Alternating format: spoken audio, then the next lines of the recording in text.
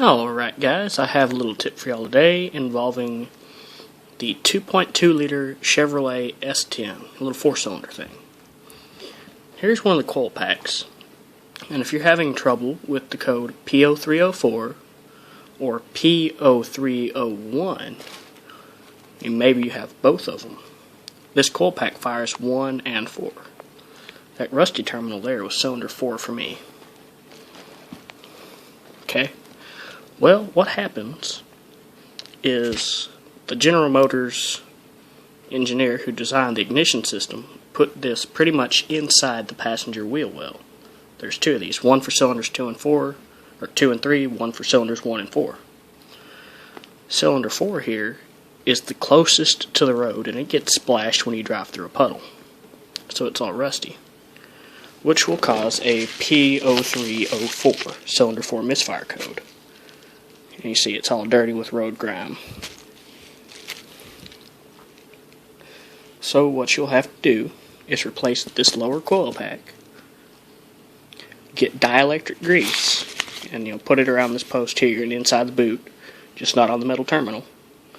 That way when you put that wire back, there's no water going to get in there.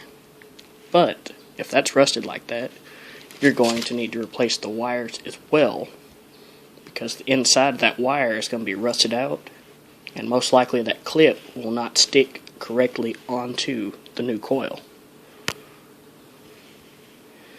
And as it gets worse, if you just let it go, cylinder 1 will also begin to look like this, but it'll take much longer.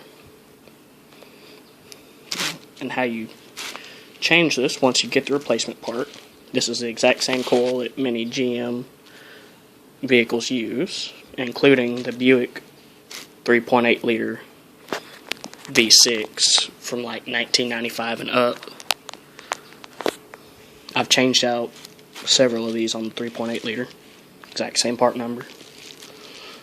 Pretty much you jack up the passenger side of your truck under the frame, not the control arm, under the frame, so that you can reach in there with the little socket that fits on there, and you're going to need like 2 extensions and a ratchet to get down on that screw, and it's going to be up there like that.